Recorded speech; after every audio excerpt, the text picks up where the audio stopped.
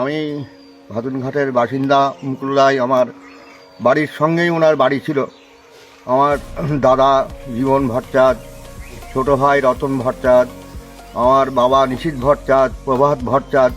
আমাদের সঙ্গে ওনার যথেষ্ট আদান প্রদান ছিল। ওনার বাবা যখন যুগলদায় এখানে আসতেন তখন আমাদের বাড়িতেই বসে চা টা খেয়ে তারপরে ওনারা যেতেন এখান থেকে।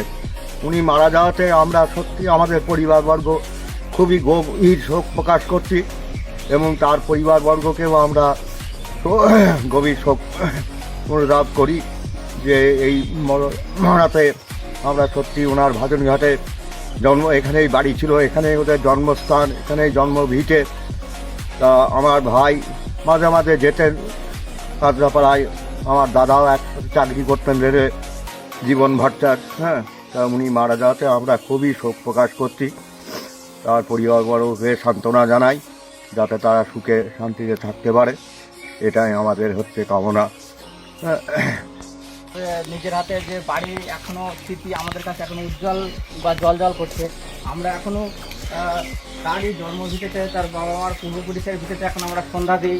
হ্যাঁ, সেই গাঁথনিগুলো এখনো, এইগুলো যেগুলো দেখা যাচ্ছে এগুলো হচ্ছে আগেকার পুরোনো গাঁথনি, যেগুলো হচ্ছে ওনারা বানিয়ে রেখে গেছিল ঘরটা। এখন অবশ্য আমরা একটু মডিফাই করেছি। হ্যাঁ, তারপরে এই যে সন্ধ্যা যে জায়গাটা এখনো তারই পৈতৃক ভিটেতে প্রতিদিন সন্ধ্যা দেওয়া হয়। তো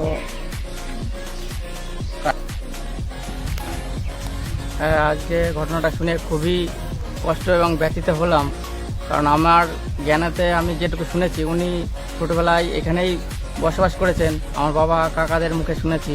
তো সেই পৈতৃক ভিটেতে আমরা এখনও বর্তমানে বাস করছি। মাঝে ওনার ছেলে এসেছিলো এখানে দেখাশোনা করতে যে কেমন আছি আমরা। হ্যাঁ, তো আমরা ঘটনাটা শুনে সত্যি খুবই খুবই মর্মাহত এবং ব্যথিত হলাম। এরকম একটা মানুষ আমাদের থেকে দূরে চলে গেছে। তো আমরা ওনার আত্মার শান্তি কামনার জন্য ভগবানের কাছে, ঈশ্বরের কাছে প্রার্থনা করবো উনি যেখানেই থাকুক যেন ভালো থাকুক, সুস্থ থাকুক, এই কামনাই করি। আপনার নাম? আমার নাম হচ্ছে সদানন্দ হালদার, আমার বাবার নাম হচ্ছে ঝরু হালদার।